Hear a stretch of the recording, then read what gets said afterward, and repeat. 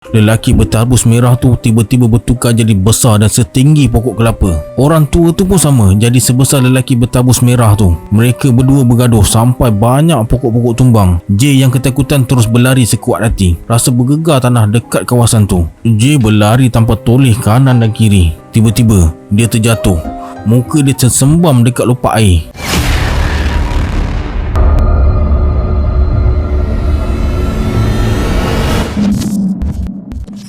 Assalamualaikum sahabat semua, kembali lagi bersama saya Syarul. Terima kasih sebab dah klik video ni.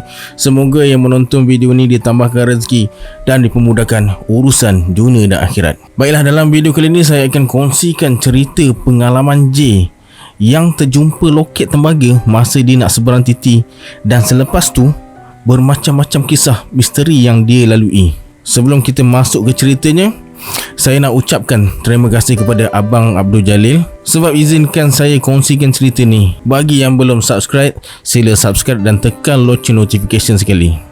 Tanpa membuang masa, jom let's jump to Rabak Seram.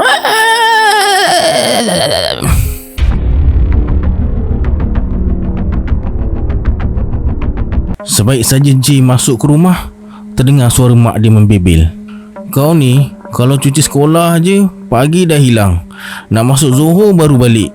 Kejap lagi nak periksa, jarang nampak kau buka buku. Kalau hari Jumaat dan Sabtu, memang pagi-pagi J dah keluar. Dia suka melepak dekat pondok Wak Ambar. Wak Ambar ni tak berapa campur masyarakat, buat hal dia je. Tapi J rasa seronok bila datang pondok dia. Lagipun Wak Ambar ni duduk seorang. Selalu juga Wak Ambar tanya dekat J kenapa dia suka datang pondok dia. J cakap dekat rumah bosan. Adik dia masa tu semua perempuan, yang lelaki belum lahir lagi, tak ada kawan berbual. Itu yang J bagi tahu Wak Ambar. Padahal J ada abang sulung yang 3 tahun lebih tua dari dia. Wak Ambar ni suka bercerita tentang zaman dulu-dulu. Tu yang buat J suka melepak dekat pondok dia tu. Sambil tu dia tolong petik kopi. Penuh satu tin 17 liter tu dapat upah RM2. Lepaslah untuk jajan dia sekolah seminggu tu. Pada satu pagi Jumaat, masa J meniti jambatan nak ke rumah Wak Ambar, dia terjumpa loket. Loket tu betul-betul dekat celah papan titi jambatan dan hampir jatuh ke sungai. Mula-mula J ingatkan duit shilling tembaga. Rupa-rupanya loket tembaga yang tertulis Ayatul Kursi dan gambar Kaabah di muka sebelah. Dia ambil dan tunjukkan pada Wak Ambar. Wak Ambar berkata, J, benda ni susah nak dapat. Kau jaga elok-elok. Ni kira rezeki kau lah ni. J tak tahu Wak Ambar baca doa mentera apa dekat loket tu sebelum serahkan pada dia semula. Wak Ambar suruh J rasakan penemuan loket tu. Lebih kurang 2 jam jugalah J lepak dekat pondok Wak Ambar sebelum dia disuruh pulang. Wak Ambar bersuara, kau baliklah. Kejap lagi Wak nak pergi solat Jumaat. Habiskan pisang rebus tu dulu, baru balik. Wak Ambar memang tak kedekut. Kalau J datang, mesti dijamu makanan kampung. Menunya ubi rebus, pisang rebus atau keladi rebus. Kadang-kadang jagung bakar atau ubi kayu bakar. Sampai J dekat rumah, bapak J dah bersiap-siap nak pergi solat Jumaat. Dia suruh J pergi naik basikal dengan abang dia sebab bapak dia nak pergi dulu. Bapak J ni kerja buruh. Dia bawa kapal korek sungai.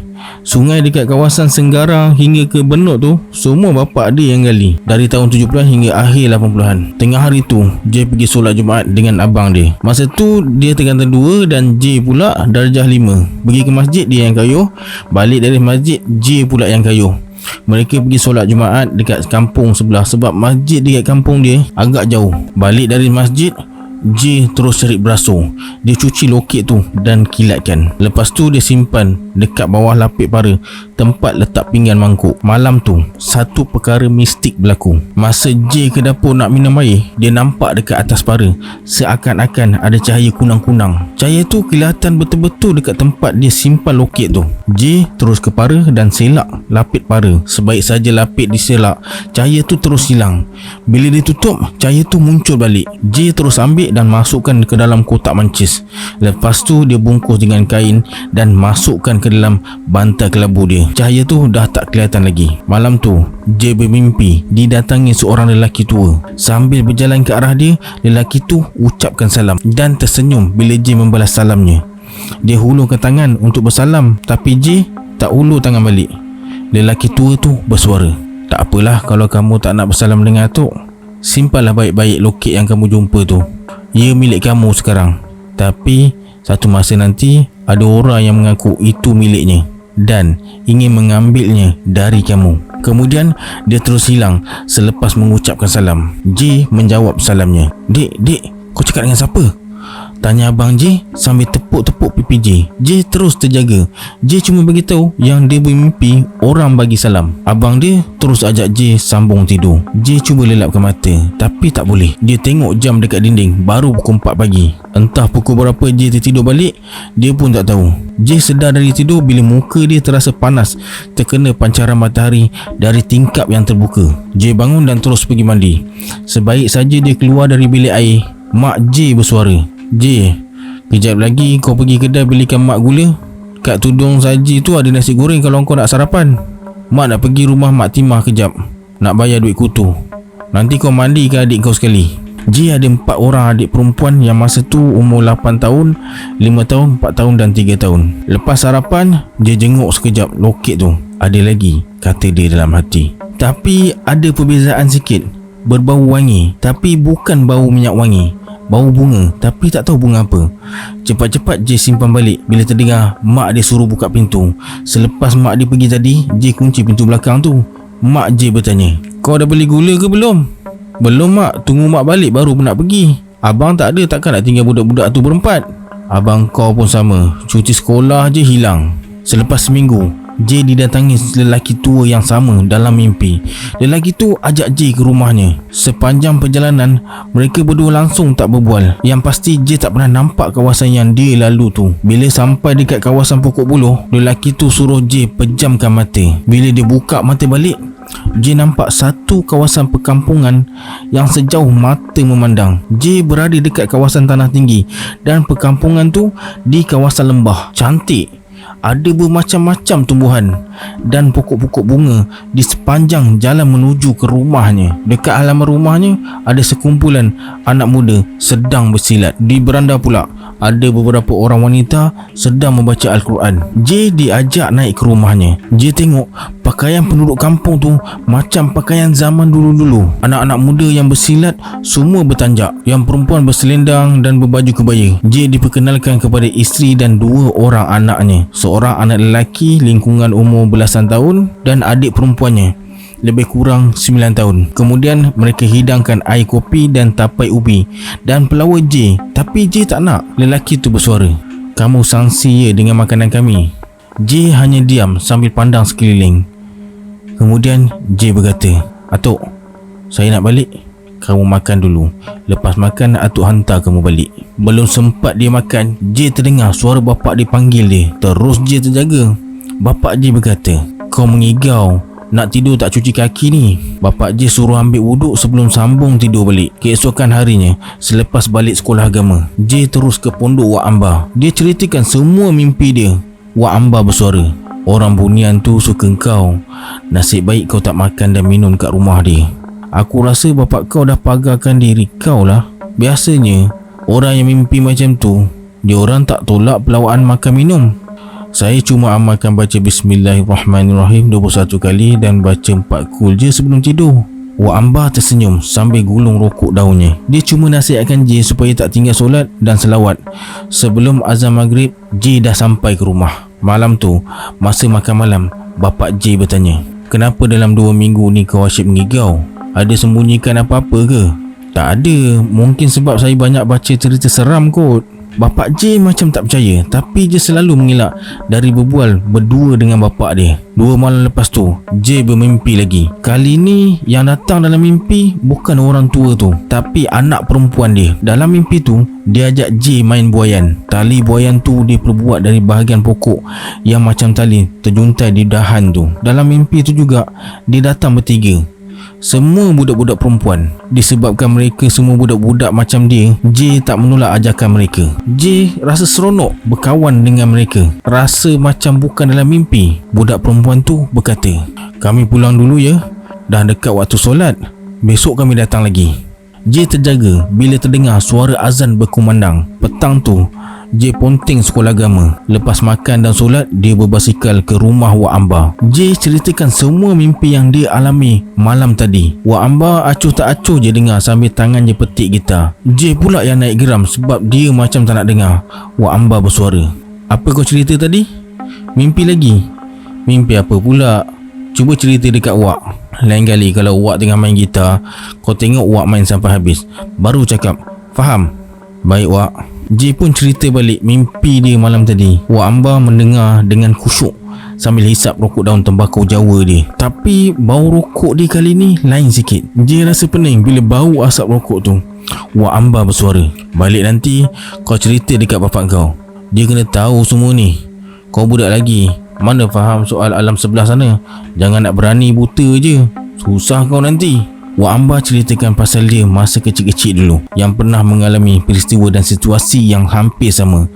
Jalan cerita pun hampir sama. Dia bercinta dengan gadis bunian, berjanji nak kahwin dengan gadis bunian, tapi keluarganya menghalang. Akhirnya dia kahwin dengan gadis pilihan keluarganya. Tapi sayang, jodoh dia tak panjang. Sejak itulah dia menduda sampai ke tua. Tak ada seorang gadis pun yang dia berjaya dekati. Macam ada gangguan katanya. Semua perempuan tak berkenan dengan dia, macam kena sumpahan. J cuma diam dengar cerita Wak Amba. Kemudian Wak Amba berkata, dah, kau pergi balik. Kejap lagi bapak kau balik. Dia tahu kau ponti sekolah agama, lagi teruk kau kena. J pun capai basikal dan terus balik. Nasib baik bapak dia belum sampai rumah. J diam-diam masuk rumah tanpa mak dia sedar. Lepas mandi, J duduk sebelah mak dia. Dia pandang je muka J dan berkata, kau tiba-tiba je duduk sebelah mak ni, ada apa?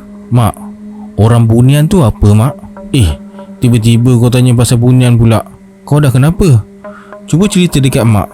Mak pun perasan juga kau nilai macam sikit sekarang. J pun ceritakan dari mimpi yang pertama sampai mimpi yang malam tadi. Mak J terdiam, macam fikirkan sesuatu. Kemudian dia bertanya, kau ada simpan apa-apa ke dekat rumah ni? Tak ada mak. Kenapa? Tak ada apalah, tunggu bapak kau balik. Kau cerita dekat dia. Malam tu selepas bapak J balik dari surau, dia panggil J menghadap. Bapak J berkata, bapak nak kau cerita dari A sampai Z. Lepas kau cerita baru bapak cakap. J pun ceritalah segala peristiwa dari jumpa loket tembaga hingga 3 kali dia bermimpi tu. Bapak J minta loket tembaga tu. Kemudian dia ambil air 1 cawan dan bacakan ayat-ayat suci Al-Quran. Lalu loket tu direndamkan dalam cawan semalaman. Alhamdulillah, sepanjang minggu tu J tak bermimpi apa-apa. Dan seminggu jugalah dia tak pergi ke rumah Wak Amba. J pun tak tanya langsung tentang loket tu dekat bapak dia. Macam lupa sekejap pasal peristiwa-peristiwa mistik tu. Sehinggalah pada suatu hari Selasa dalam surau kalender Jawa, masa tu lagi seminggu nak cuti sekolah, cikgu lukisan J suruh murid-murid cari daun untuk buat kerja seni. J pun pergilah dekat belakang rumah satu keluarga Bugis ni. Terdetik dekat hati dia nak cari daun jambu batu dan daun buluh. J minta daun jambu batu dekat Wak Bacuk. Wak Bacuk berkata, kau nak daun buluh, kau jalan ke belakang sikit. Lepas pokok rumbia tu ada pokok buluh. J pun berjalan ke belakang ikut arah yang ditunjukkan Wak Bacuk. Alhamdulillah, ada pun pokok buluh, kata J.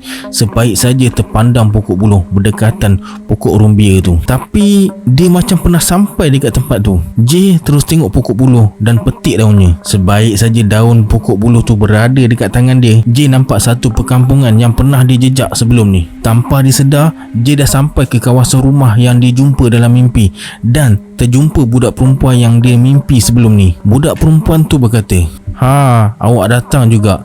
Saya dengan kawan-kawan saya dah lama nak jumpa awak. Jomlah pergi rumah saya.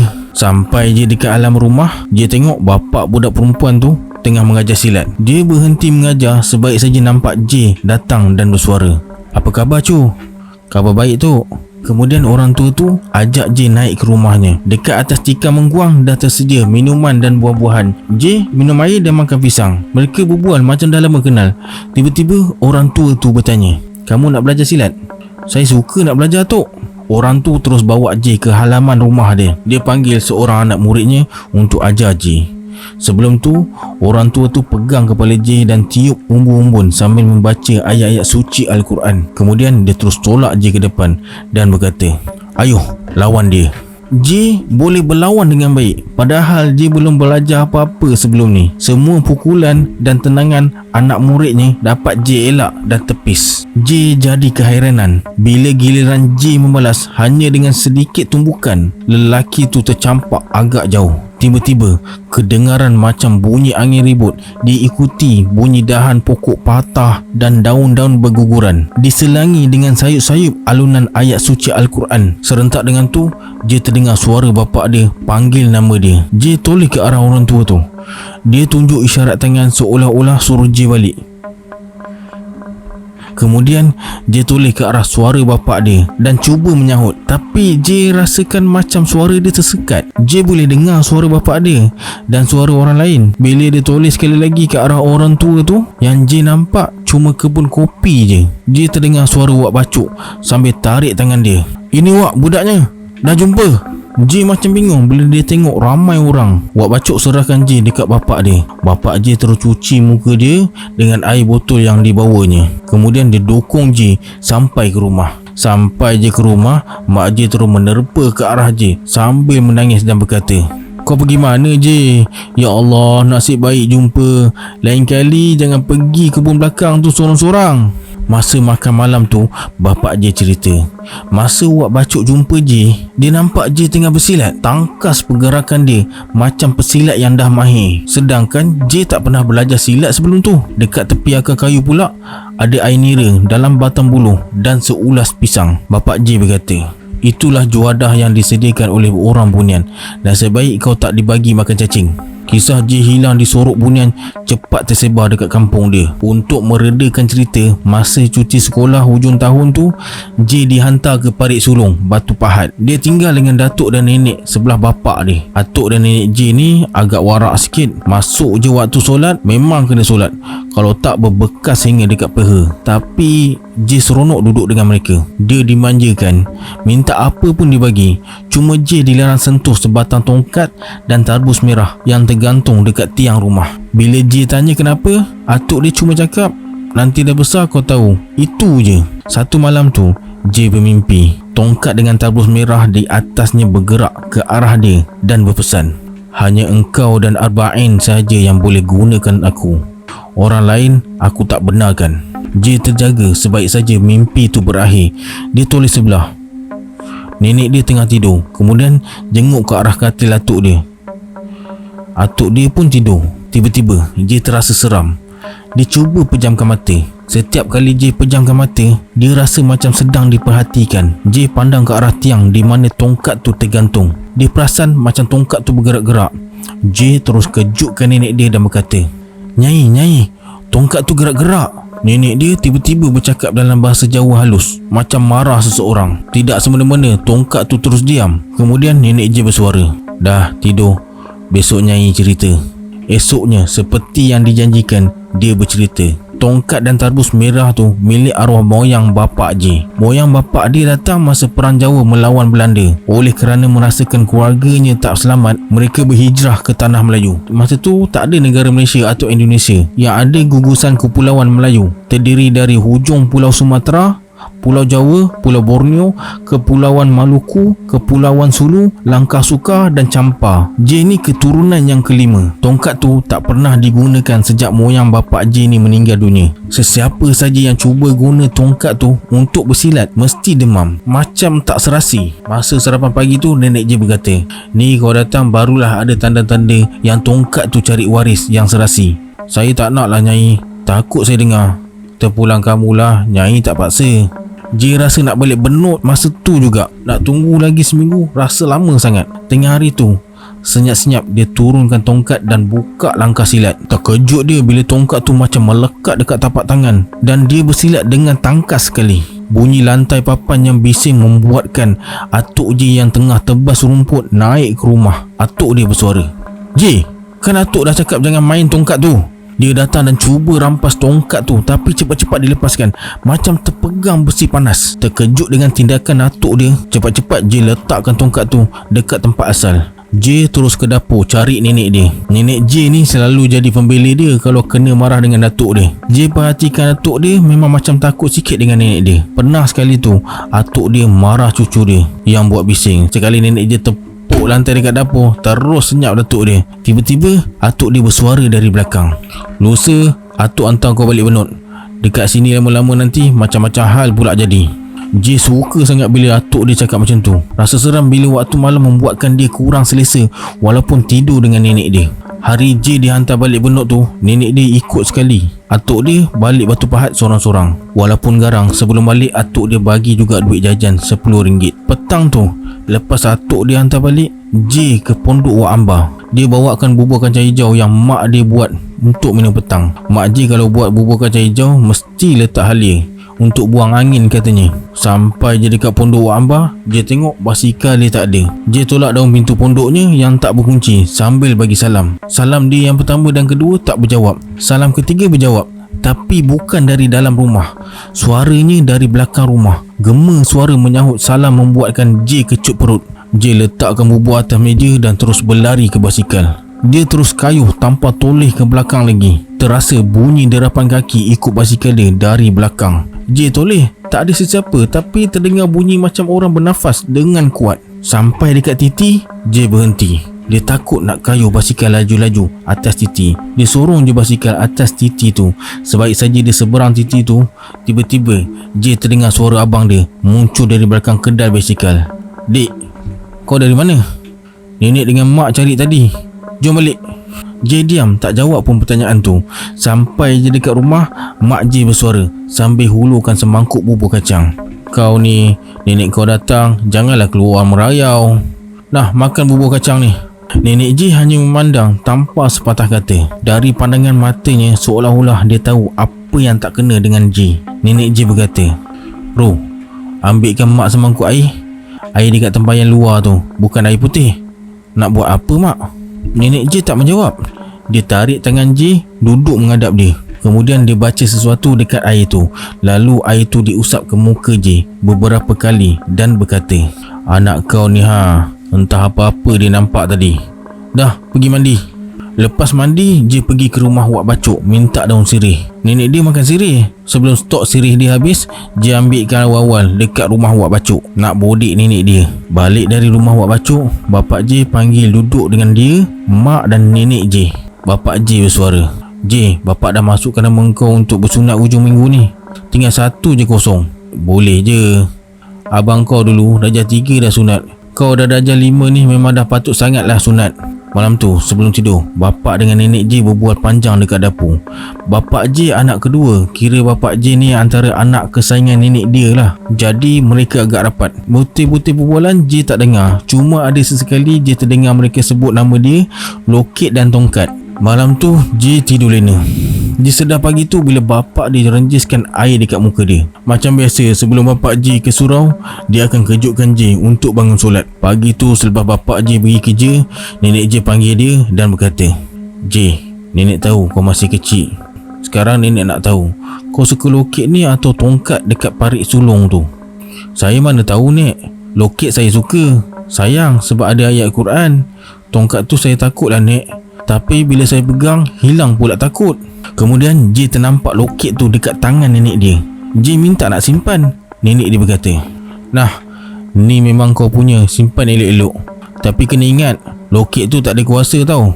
Kau jangan anggap bukan-bukan." J hanya mengangguk.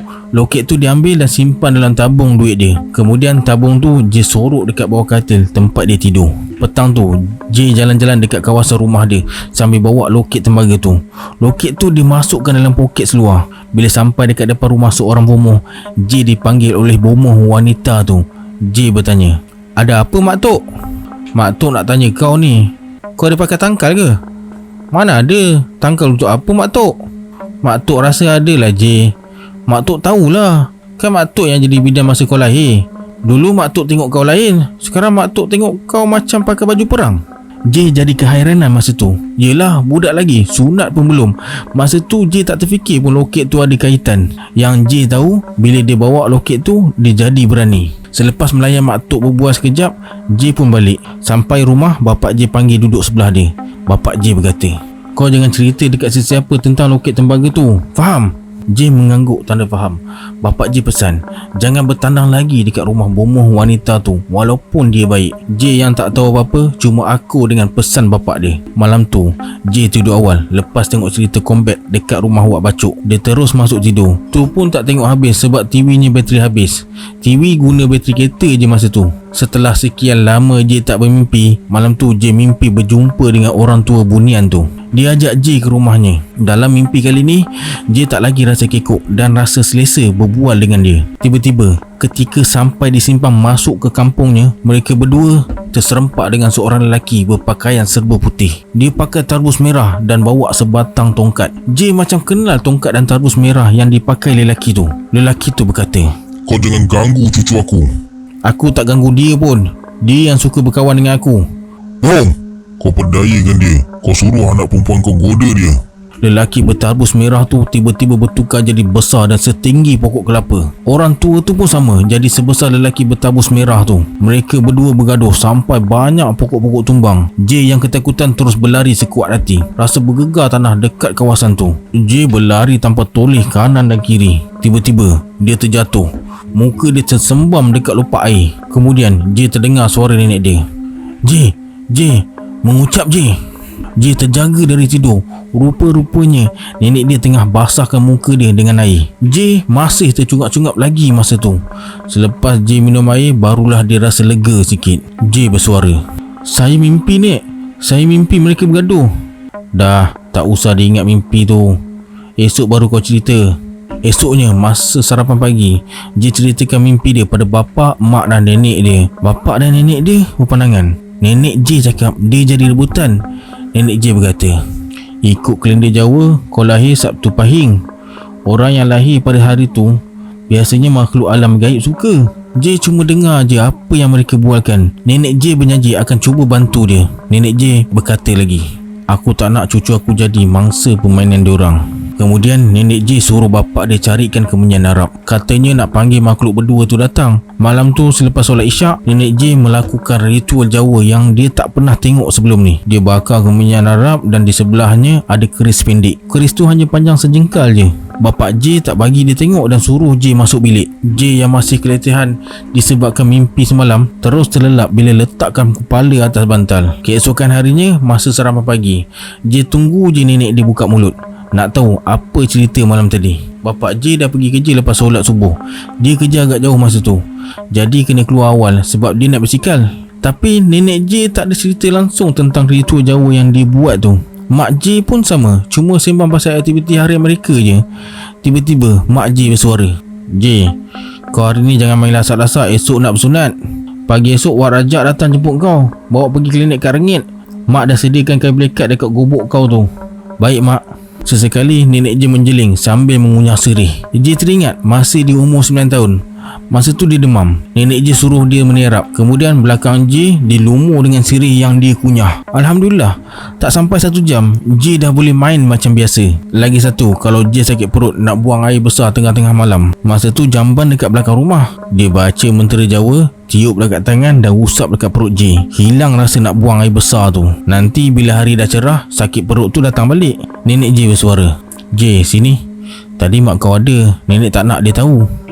Masa tu Mak J dah ke rumah Wak Bacuk untuk kopek pinang. Mak J ambil upah kopek pinang bila ada masa terluang. Tak banyak pun upah, lepaslah untuk dia bayar duit kutu tiap bulan. Nenek J bersuara lagi, "Sekarang pilihan di tangan kau.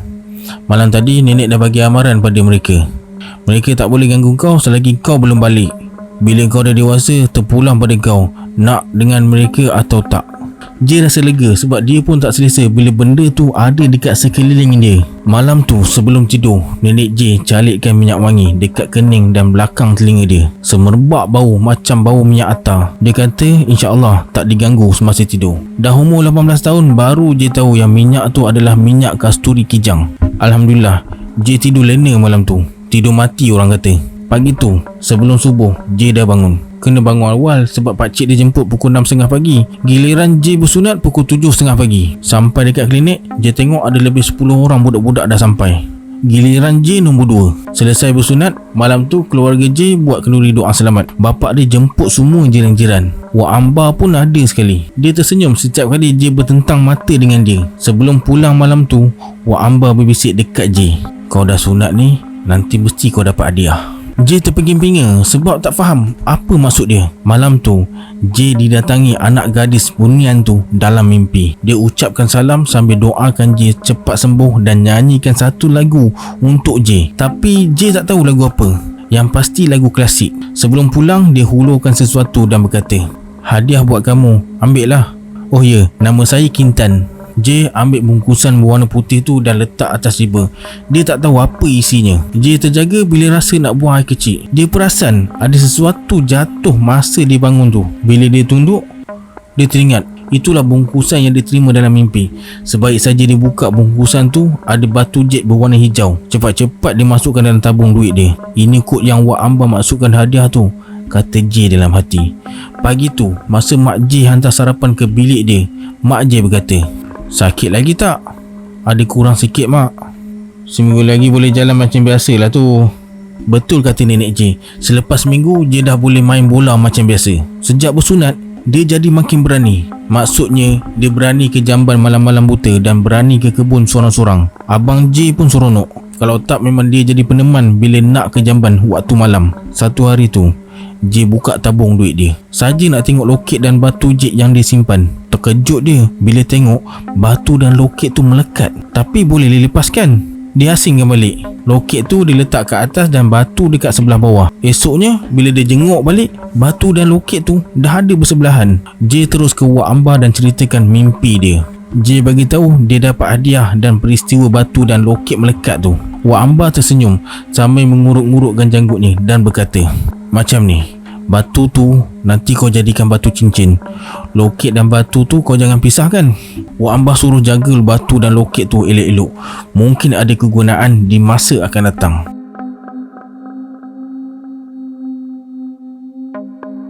Sementara tunggu keputusan SPM, J kerja kedai buah dekat Taman Tun Aminah, Johor Bahru. Duduk sorang dekat bilik bawah dalam kedai tu. Toki dia duduk tingkat 1. Mereka berhubung melalui intercom kalau ada keperluan untuk bercakap pada waktu malam. Pada satu malam tu, J perasan lampu intercom menyala. Tapi bukan suara Tauki dia yang keluar. Suara perempuan menyanyi. Suaranya tu macam dia pernah dengar. J amati betul-betul lirik lagu yang dinyanyikan perempuan tu. Tiba-tiba, bulu roma dia meremang. Nak tahu suara siapa yang J dengar? Ya, betul.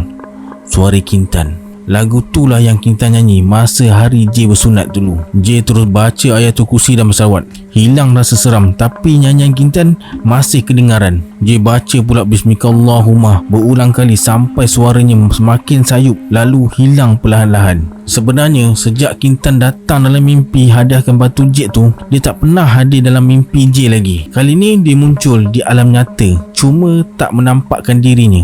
J tertanya-tanya kenapa dia datang sedangkan dah diberi amaran oleh nenek dia. Baru J ingat nenek dia tak benarkan mereka mendekati J kalau dia belum balik lagi. Sekarang umur J hampir 18 tahun. Patutlah dia berani datang. Kemudian J sambung tidur balik. Rasanya belum sampai setengah jam dia tidur, terdengar suara Tauki dia dekat intercom.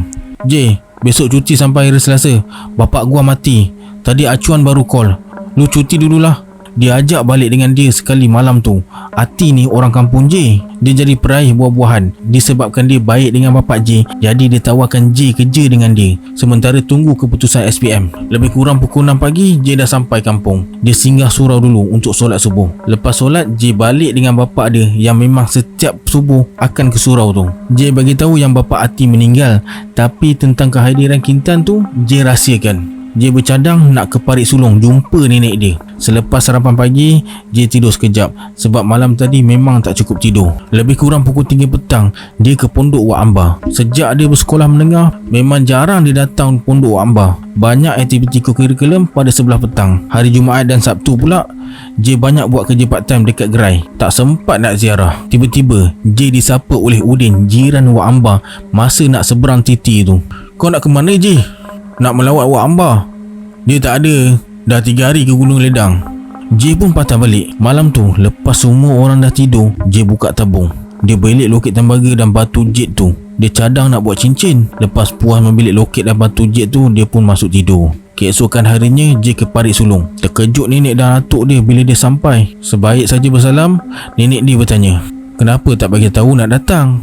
J beritahu segalanya tak dirancang. Nenek J seronok bila J cakap dia akan bermalam selama 2 hari. Petang tu, J bawa nenek dan atuk dia makan sate dekat pekan parit sulung. Lama juga dia tak jejak pekan parit sulung tu. Sejak pekan tu terbakar teruk. Dekat nak maghrib jugalah baru mereka sampai rumah. Atuk J ke surau maghrib tu. J dengan nenek dia solat dekat rumah. Malam tu mereka berbual panjang, dari hal kerja, keluarga, hinggalah kisah tongkat yang tak selesai lagi tu. Masa bercerita tentang tongkat, J perasan macam ada sesuatu yang perhatikan mereka. Dia buat tak tahu je. Nenek dia pun perasan. Yelah, dah berpuluh tahun bersama dengan tongkat tu. Malam tu J tak lena tidur. Macam ada sesuatu dekat dengan dia. Dia pejamkan mata sambil berselawat. Tak pasti pukul berapa dia terlelap. Tak lama lepas tu, J terjaga bila kaki dia tersepak kayu masa tengah mengeliat. Dia terkejut bila tengok tongkat dan tarbus ada dekat hujung kaki dia. Berdiri bulu roma dia. J terus mendapatkan nenek dia dan beritahu apa yang berlaku. Nenek J ambil tongkat dan tarbus merah tu dan letakkan ke tempat asalnya. Pagi tu lepas sarapan, nenek J panggil menghadap dia. Nenek J bersuara, "J, nenek ajar kau ilmu putih nak tak?"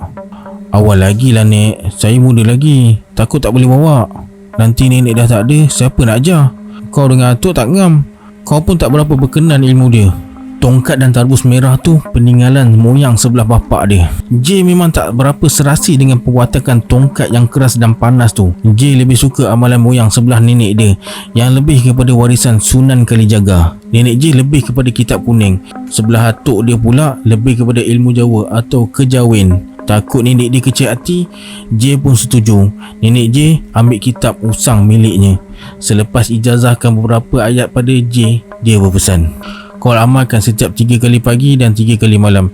InsyaAllah bila kau berdepan dengan pengamal ilmu hitam, ilmunya tawar." Kemudian nenek J suruh dia pakaikan pelikat.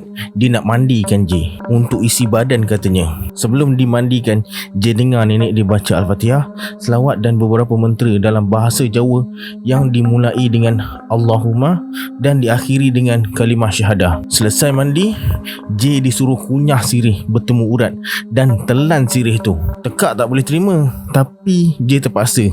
Nenek J berkata, "Nenek saja buat semua ni masa atuk kau tak ada. Kalau dia ada, mesti dia bising.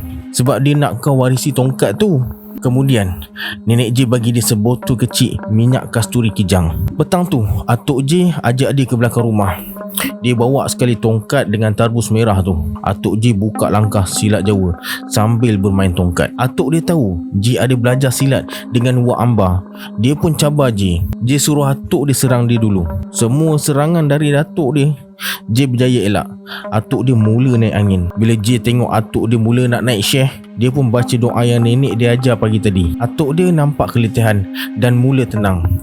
J berkata, Atuk dah tualah, kurang tenaga." Kemudian J peluk dan minta maaf dekat atuk dia. Dia hanya tersenyum dan menepuk-nepuk bahu J. Tak lama lepas tu, J ke dapur dan ambilkan air putih untuk atuk dia. Kebetulan pula petang tu nenek dia rebus ubi kayu. Dia suruh J bawa ubi rebus dan TO sekali ke ruang makan. Sambil minum petang, atuk J puji kebolehan dia bersilat dekat nenek J. Nenek J cuma tersenyum dan berkata, "J, esok kau balik bawa lah sekali ubi kayu tu. Banyak juga atuk kau cabut tadi." "Boleh juga nek."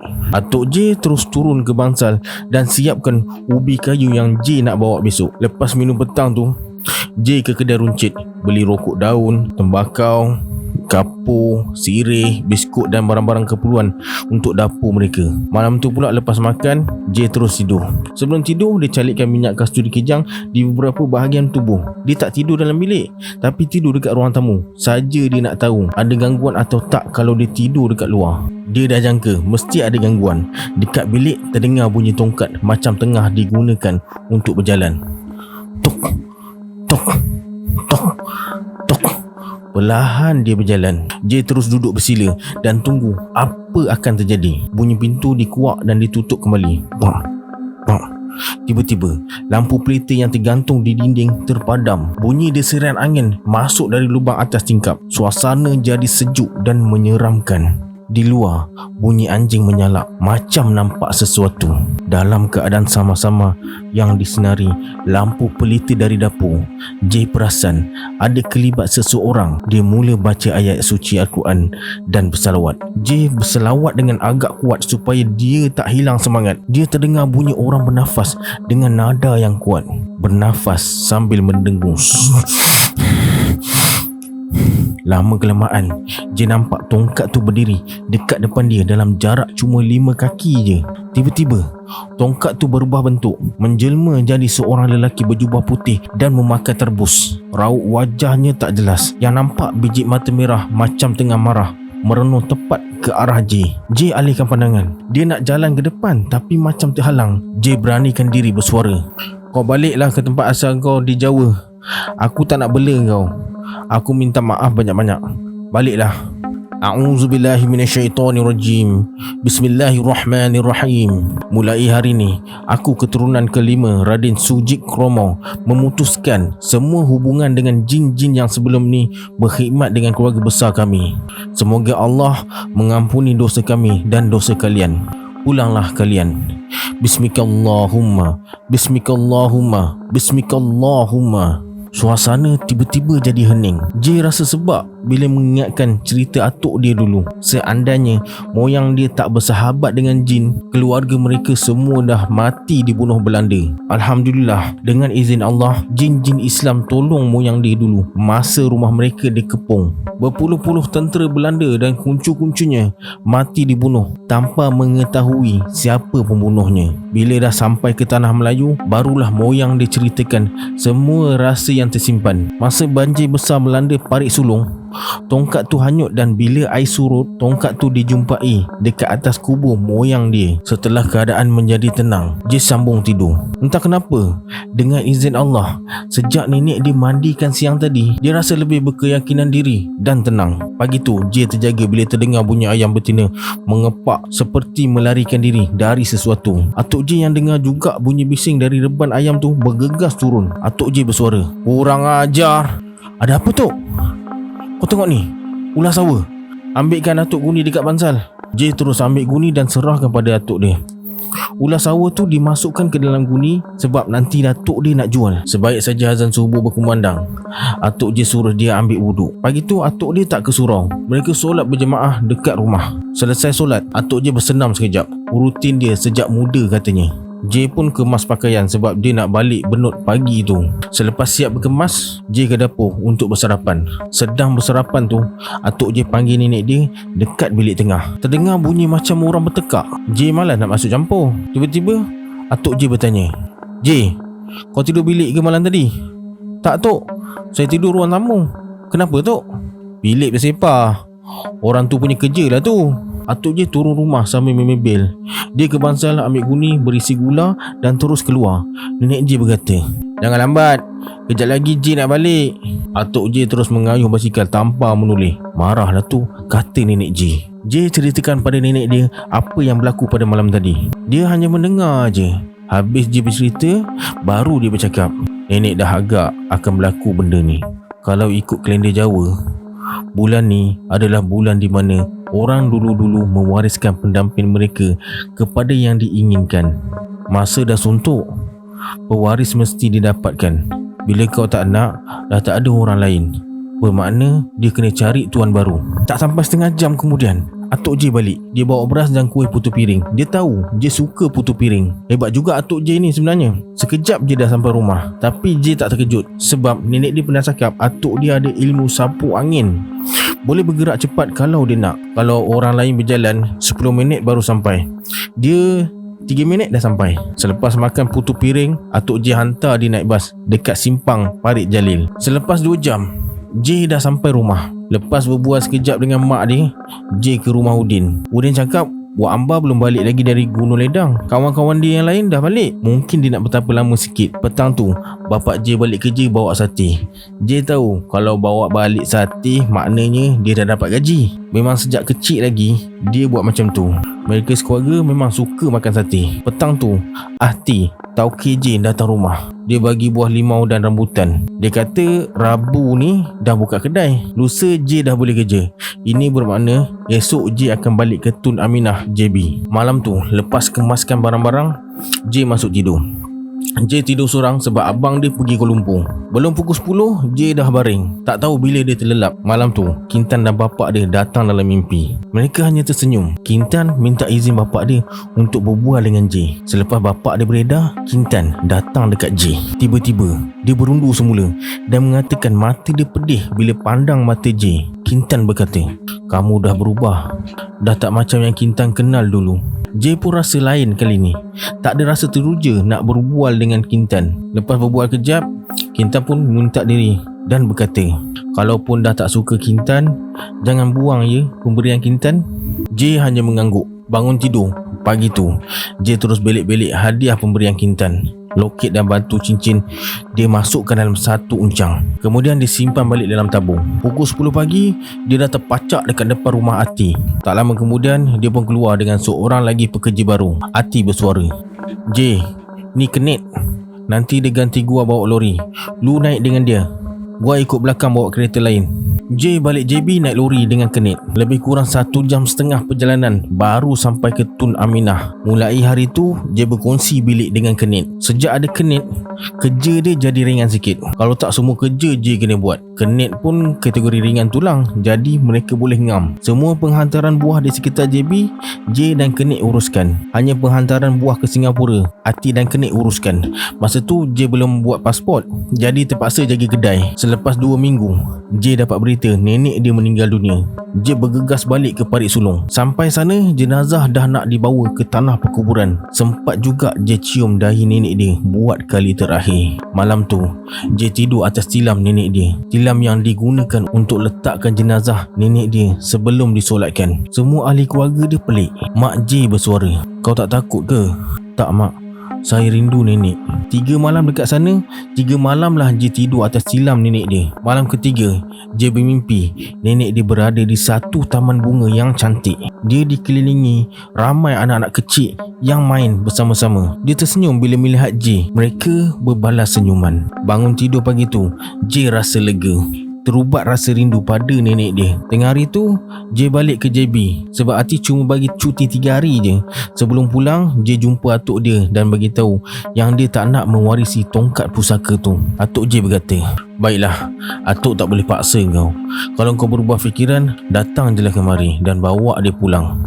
Sebulan kemudian, J dapat kerja baru di Kranji Lok, Singapura. Dipendekkan cerita, J kerja selama 3 tahun dekat sana sebelum berhijrah ke Kuala Lumpur. Di Kuala Lumpur, mula-mula J bekerja dekat restoran nelayan Titi Wangsa dan selepas tu bersama Hebat Catering. Semasa kerja dengan Hebat Catering lah, J dipindahkan ke cawangan Kelab Sukan Frame.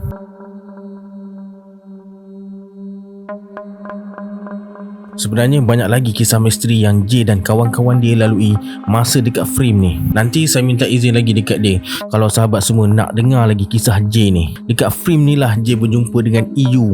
Kintan jadi cemburu. Loket tembaga tiba-tiba hilang. Kejadian deris kawan J masuk parit ada kaitan dengan suku Sakat Kintan dekat sana. Pelatih Frame yang tiba-tiba hilang. Ada banyak lagi kisah misteri yang jadi dekat sana. Sebelum kita berpisah, jangan lupa like video ni dan bagi yang belum subscribe, please subscribe dan tekan loceng notification sekali. Saya Syarul.